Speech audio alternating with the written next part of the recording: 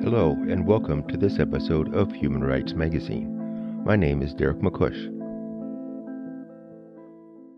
The garment industry is Cambodia's largest employer, with more than 850,000 workers. The three largest markets are the European Union, destination for 40% of production, followed by the United States at 30% and Canada at 9%. So, if we purchase clothing made in Cambodia, how concerned should we be about whether there were inadequate wages or rights abuse where the clothing is made? In this episode of Human Rights Magazine, Marley Markham speaks with experts about the garment factories and the extent to which they do or do not support decent working conditions and worker protection.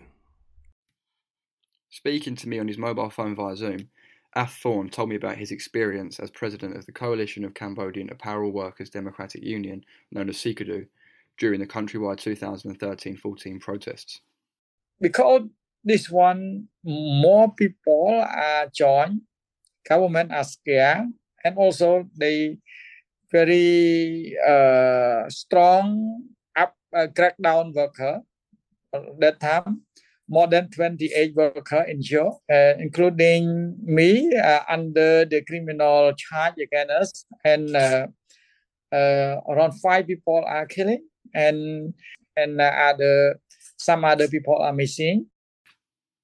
Along with 5 other union leaders, Thorne was handed a 2.5-year suspended sentence and ordered to pay compensation of 35 million riel, which is the equivalent of $8,750 for allegedly instigating violence. 10 years later, garment workers in Cambodia find themselves in a human rights crisis. If I compare of last 10 years, the freedom of association now is not really good because we cannot to do the strike or demonstration at the place. Some of them are charging in the criminal case, and some of colleagues are arrested because they are debate or join the strike against company. Now, garment workers in Cambodia find themselves stripped of their voice and subsequently vulnerable to multiple forms of violence. In the fallout of the July 2023 election, in which the incumbent Prime Minister Hun Sen paraded to victory after disqualifying the opposition party in May, this has never been clearer. But it wasn't always this way. For decades, the garment industry brought various social and economic benefits to the country, for instance, boosting hundreds of thousands of Cambodians out of poverty, injecting the economy with foreign currencies, and bolstering the awareness of rights amongst the workforce. Over the 2000s, Cambodian workers' rights were more frequent in political debates, and unions enjoyed a good level of cooperation with political parties. But by around 2013, just as the voice of the Cambodian worker reached its fever pitch, all of that came tearing down. The government responded with an iron fist to countrywide protests and has ruled in the same authoritarian way ever since. Told by those involved, this is the story of how expression led to repression in Cambodia's garment industry.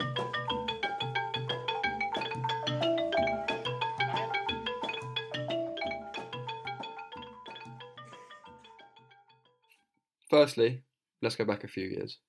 I think the most important point to remember is that garment production always chases price. It always has. It always will. Jill Tucker, former head of the ILO's Better Factories Cambodia campaign between 2011 and 2014, explained to me how the garment industry ended up in Cambodia in the first place. So working conditions might be a factor in decisions on where to produce. I mean, they probably are one factor, but they're not the most important factor. Price is always going to trump any other considerations. So garment production has jumped around the world for 100 years, and it will and is continuing to jump around the world. By 1990, Cambodia was suffering from the legacy of US involvement in Southeast Asia, the genocidal campaign of Pol Pot's Khmer Rouge regime, as well as conflict with neighbouring Vietnam. A UN transitional justice campaign in the early 90s led Cambodia to open its doors to private investment, prompting the arrival of the garment industry, as Cambodian human rights lawyer Piseth Duk was telling me. I mean, I think if we look at the history of labor rights after 1993, there was was an agreement to bring in multinational companies or international buyers to invest and purchase products, especially government products from Cambodia, if on the conditions that Cambodia has to adhere to the international human rights standards and the principles of the rule of law and democracy, and of course free and fair elections. And in a country ravaged by conflict for decades, the garment industry immediately opened the door for many, as human rights activist and public intellectual U Virak explained to me. In realities, I think the garment industry has done amazing work. I mean, it has been amazing in lifting millions of Cambodians out of poverty, dramatically changing the demographic landscape. People are moving away from farms and to cities, from agriculture to wage work. Wage work, while low, is significantly higher than agriculture, and also given the rise of population and the very even more limited access to arable land. There's not a lot of options for us to grow out of poverty and to get out of poverty, than to move into an easy light industry, light manufacturing like garment, and garment is one of the most portable industry. They can pack up and move quite easily and quickly, and the barriers to entry and exit is low. And because of that, it was easiest for Cambodia also to receive these manufacturings from China and Vietnam and Thailand and other countries who start to have a higher wage bill. The garment industry helped shape a promising economy in Cambodia. Almost overnight, workers were given a chance to earn a fixed salary capable of providing their family with a steady income. The garment industry has provided an enormous amount of employment. So all those hundreds of thousands of people who were not employed before are now employed, and they get a salary. And in many cases, maybe most cases, they're supporting many other family members. So I think the average was something like for every person who was employed, they were supporting up to 5 other family members. So it's a really, really important industry for the national economy. That's for sure. As well as tackling poverty, the industry had a significant influence on the economy as a whole. In the early 2000s, and continue to grow until today, but it become the most important sector, particularly for export. I think the garment industry is accounted for about 80% of Cambodia export, but also more importantly for Cambodia, much needed foreign currencies, foreign money. And that's also allowed us to actually import other needed imports, including materials, machines. Most of the modern parts of our lives, our livelihood, including a lot of the necessary machines and investment and capitals that need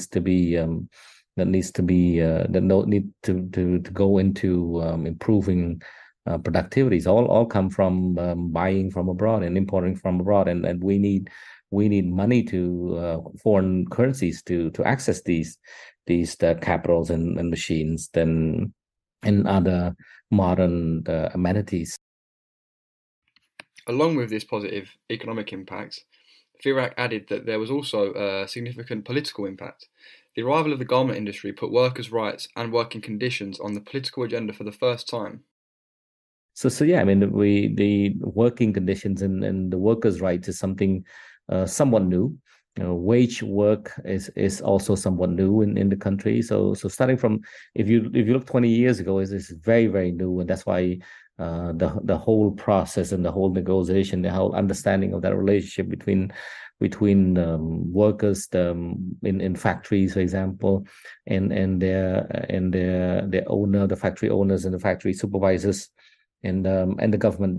That relationship is actually something new and need to be forged. And 10 years ago, 15 years ago, most people ignore workers' rights. It's not on top of the agenda. Duc told me how this manifested into different policies. I have seen more like policies promoting social protection, which is really good for workers, and especially women workers who have access to better protection of health care during pregnancy.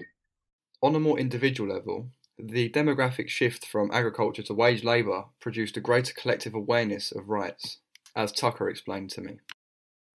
When I first started that work in like the mid 1990s, I would say that many workers, and this would be in like China and other countries, not necessarily Cambodia, they didn't really understand that they had rights, you know? It was just like they were coming from distant village and they were coming into a factory and they were sending work home, and they didn't really think, I mean, they're sending money home.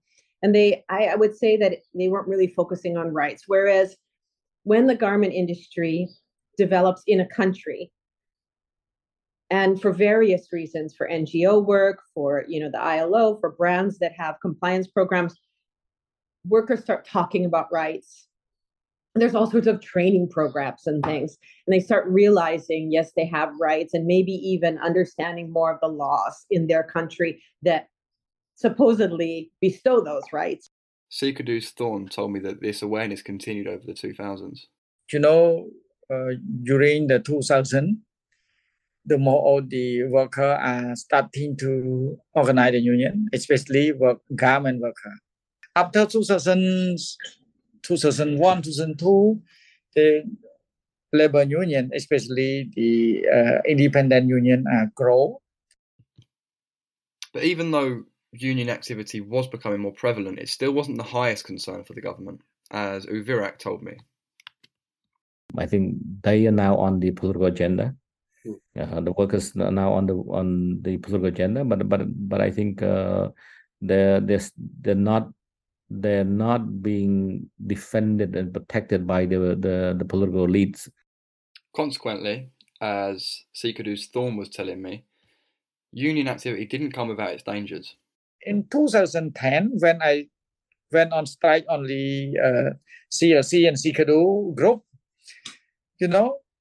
the company around 732 companies that file criminal case, file complaint against us in that time. But because we settled the case and we also talked with the government, we stopped the strike that time. More of the criminal case also dropped and withdrawn. Although the cases were dropped, the consternation in Thorne's tone seemed to suggest that any buddy relationship between unions and the state was about to unfold.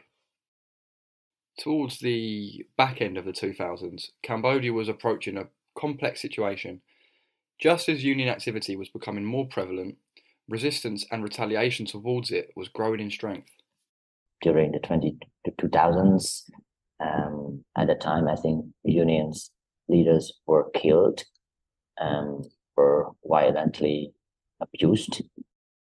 No, it wasn't safe. You had to be very brave.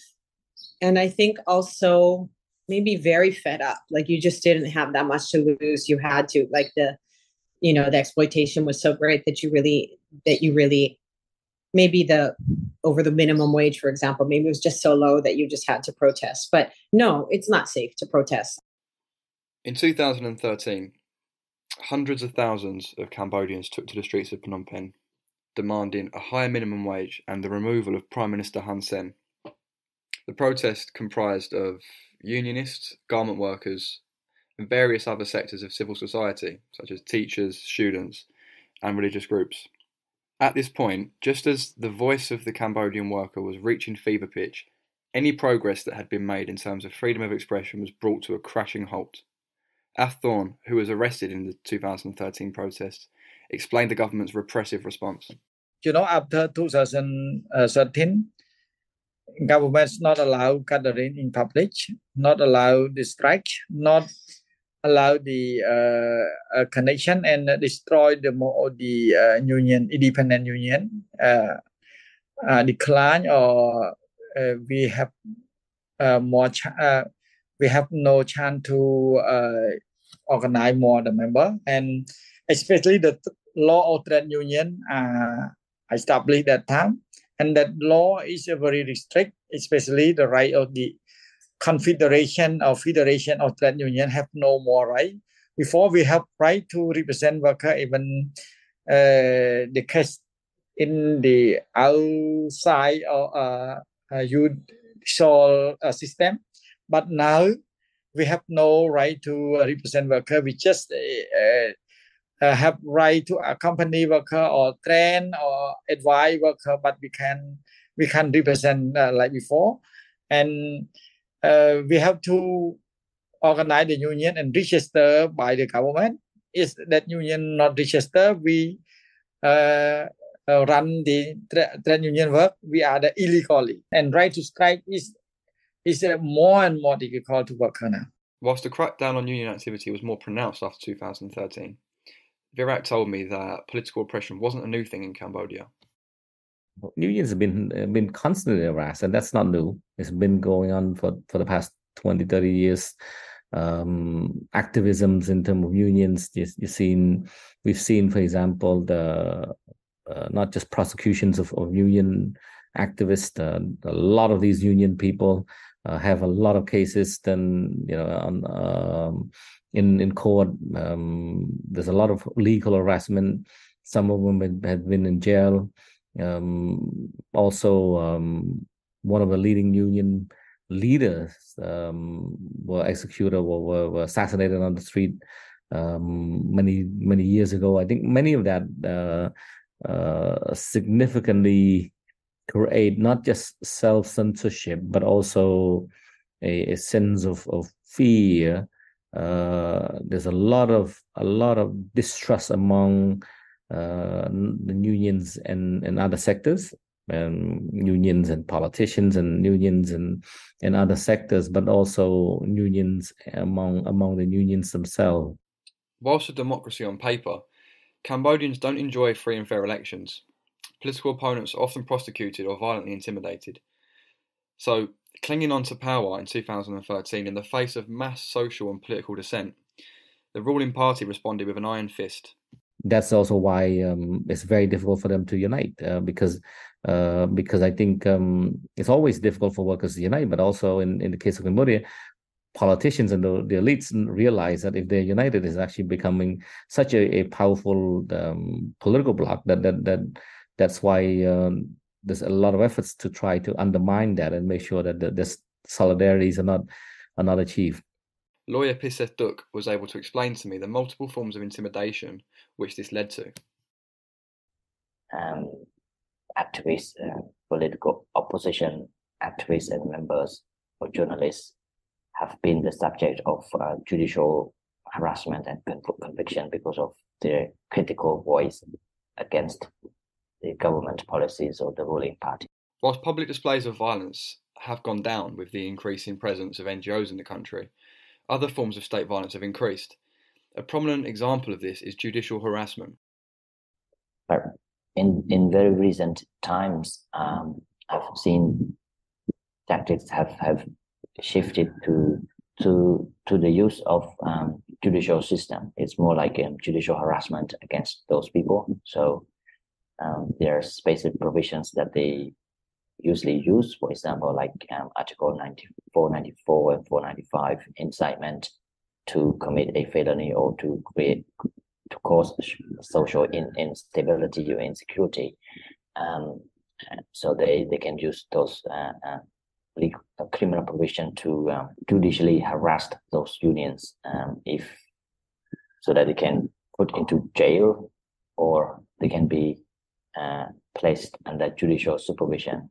So I think I would say, comparing to the past 10 years or so, I would say less physical violence, but more judicial harassment and criminal cases against union leaders. The piece of legislation that was fundamental to the architecture of judicial harassment was the 2016 Law on Trade Union. union busting is very prevalent at the factory level, and it is because of the new trade union law, and also because of the system that is designed not to be beneficial for the workers in terms of the full labor rights respect. In effect, this law criminalised all independent unions. This, along with the high level of corruption which already existed within the judiciary, led to extreme levels of legal harassment. The rule of law in Cambodia is still weak, so the judiciary is not fully independent. It's widely reported by Transparency International and other international organizations that the judiciary is one of the corrupt parties. So I think that is very telling that if judges or prosecutors, or in particular, and if the judiciary as a whole is corrupt, I think it's really difficult for people or for workers to get access to justice. In this context, the law on trade union offered companies with a legitimate pretext to punish and discriminate against workers in a way that could be legally justified. I think the factories, usually they explain that these unions or workers involved with like violent or threats or caused damage to the factory's property. So the justification varies based upon whether they can find pretext to accuse those union members or workers.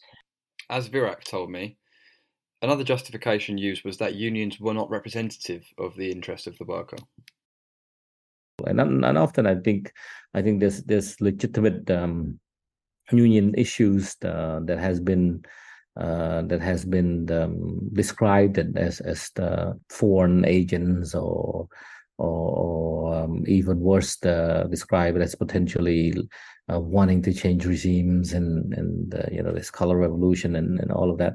That cynical descriptions of activities, legitimate activities of unions, has undermined the ability of union to not just bring about collective bargaining, but also potentially lead strikes.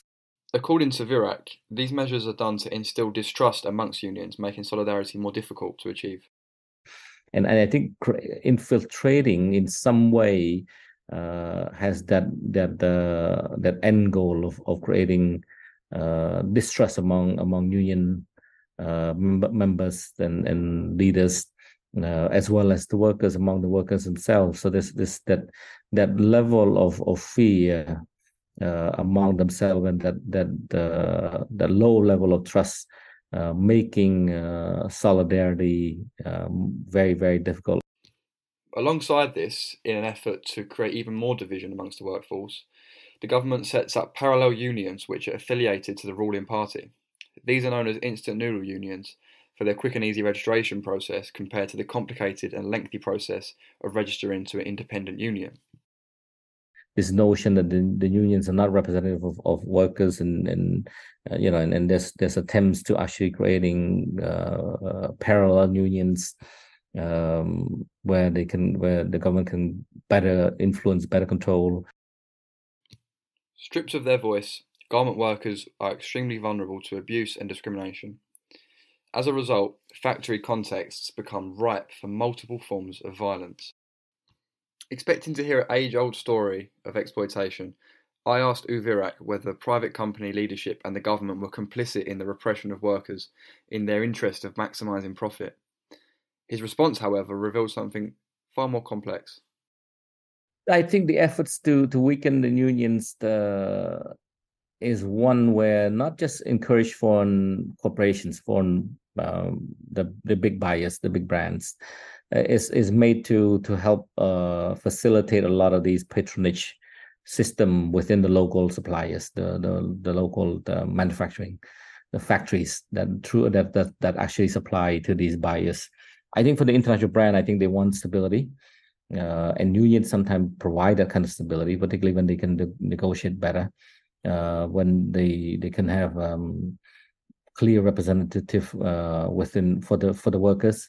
So sometimes some of the more prominent big brands, they do want stability, and therefore they might support the unions, or at least legitimize the role of the union in a credible way. So in a sense, I think because of the level of corruptions in the country, because of the different people who have different interests within down the supply chain from the buyers, those are the people who actually will want to weaken the union so they can actually have more rooms to play around, which means potentially they can share the spoil.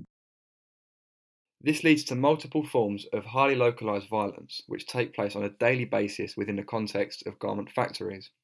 Pav Sina, president of the Cambodian United Movement of Workers Union, or CUMW, was one of the other union leaders to be arrested in 2013 for allegedly inciting violence. Translated attentively by his General Secretary Priyat Monisovan, he explained these forms of violence to me.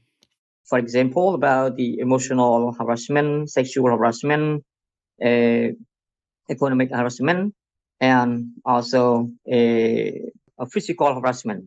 In particular, gender-based violence and harassment, or GBVH, is prolific in Cambodian factories. It is also indicative of the highly localized and intimate abuses of power which take place in those contexts. We exactly want to show about the elimination of GBVH in the workplace for workers, and right now workers have understood well about this international convention ILO 190. Yeah, and we have been providing a lot of workers as well, yeah, to understand about these kinds of harassment at the workplace. Sina recalled a sexual harassment case which was reported to his union.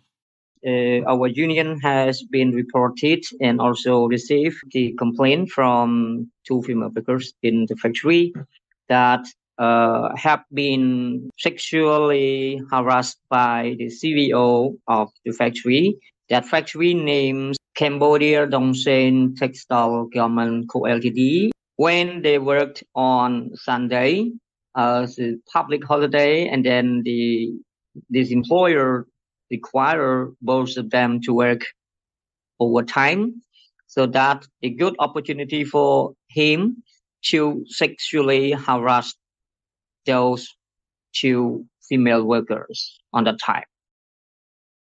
Because of the danger of losing their job, it's very difficult for survivors of sexual harassment to speak out about their experiences. After that case, those workers also filed a complaint to the local authority and also to the competence. But then this employer or this CEO still persecuted, threatened, represses, or discriminates both of them by withdrawing their positions, their benefits, their wage, or just moving them from lines to lines. Even when companies have compliance programs or NGOs get involved, it's very difficult for auditors to actually spot sexual harassment. There was a case that we had when I was in Cambodia, and it was a sexual harassment case. It was one staff member who seemed to be sexually harassing the workers, the women workers in the factory. And we were like, we're not really that experienced at BFC in detecting sexual harassment. So we went to, UN Women and a bunch of other programs and said, can you help us? And they were like, oh, we don't do that. Or our funding ran out for that program, So anyway, so our staff did go in and they spent so much time in the factory, and they basically came out and they were like, yes, the guy is a pig. He's horrible. He says bad things, and like, we don't like him, but we can't really confirm that there has been sexual harassment. So it's really, really hard. And due to the crackdown on collective bargaining, Sina explained to me that unions no longer provided a safe pathway for these women. CUMW, just like Thorn's Sikadu, was criminalised by the law on trade union. Being a union member is very, very difficult for workers in the country. Independent unions is very difficult for us to organize in the factories, because when we organize already, then the employers always terminate or dismiss the local union leaders or union activists. Independent unions always persecuted, repressed, threatened by employers and also some parts of the local authorities in the workplace. They always use the court system or judicial case to take action on our independent unions. But the use of the judiciary isn't the only way that companies act to prevent unionisation. Companies are able to create financial instability by using short-term contracts. This is what Sina refers to as economic harassment. P. Seth Duk also explained this to me. They are even smarter sometimes to justify as the fact that they used short-term contract. So when the contract is up and they see that the workers or the union members are threats to their internal management, they would not renew the contracts. They would just say, look, we have no more orders, so we don't need you, or we have to reduce the numbers of workers, so you have to go because the contract is already expired. Like, it sounds like legitimate, but there's, if you look deeper behind the justification, it appears as discriminatory against the union leaders or workers who are active. Sometimes I think it's very obvious that they terminate workers or union members because of their activism. Athorn told me that the use of short-term contracts has proliferated over recent years. If we compare with 10 years ago, the long-term contract around 80%, but now long-term contract around just only 20%, something like that. The short-term contract is very difficult or very challenging of the worker because of they are facing to dismissal shortly in 3 months or 1 month, 1 year or something.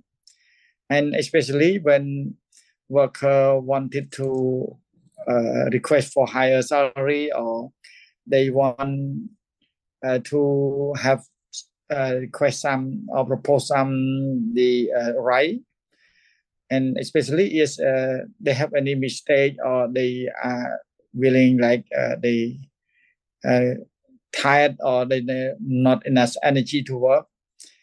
Especially is a woman, maybe is somebody going to pregnant or something. They are is the company stopping, especially when who are committed to organize the trade union at the workplace. So each company try to end or dismiss or fire the worker because of the contract. Sina told me about the unfair dismissal of a worker who was pregnant after she asked for time off work to look after her sick child. This case vividly illustrates the economic instability of being a garment worker. You know, the case happens such as on 30th of May, and because of she asked for a permission leave to take care of her child at home because of her child got sick, and then the management of this factory dismissed her from work without implementing the legal procedures, especially about the constitution of Cambodia, about the labor law of Cambodia, trade union law, and also international compensatory law as well. To those I asked, the disqualification of the opposition Candlelight Party in May 2023 from July's general election was a relatively predictable and inconsequential event. Nonetheless, it struck me as symbolic of how the voice of the Cambodian worker, which for decades grew like a flickering flame, had become smothered. This isn't the end, though. Through a holistic approach, the social and economic fruits of the garment industry can be redeemed once more. But how? It's just not. It's never going to be one pill that fixes the problem. I think everything is so connected. I mean, in terms of, for example, the applications of the law equally would be required. You could have conventions and various laws that defend or protect, or supposedly protecting the rights of unions, for example. But then if the court is not independent and could be reliable to defend the rights legally, to defend the rights of unions and all of these laws that established to defend the rights of unions, then it's going to be difficult how you can improve the rights of unions. In a similar vein, Duc highlighted the central role of the judicial system. Maybe external political pressure that put on the judiciary that to make it less dependent. I think these two factors perhaps are the key challenges in terms of the reform of the judiciary. If we can address these two, I think the judiciary will be way better. There must also be stronger pressure on international brands and consumers to maintain a higher standard of ethics. This can be enforced through legislation, as Tucker highlighted. I really do believe that the only way it's going to change, and there is some possibility that this is happening, is for there to be legislation that makes it risky or impossible to produce while exploiting either people or the environment. To begin with, though, there is a need for a more open and democratic dialogue in the country. As trade unionists Sina and Thornbow told me, it is important to reform the national election law so that the most representative candidates are elected, and also uphold social freedoms to ensure that the political debate is free and fair, and that ultimately the voice of the Cambodian worker is not just heard but listened to.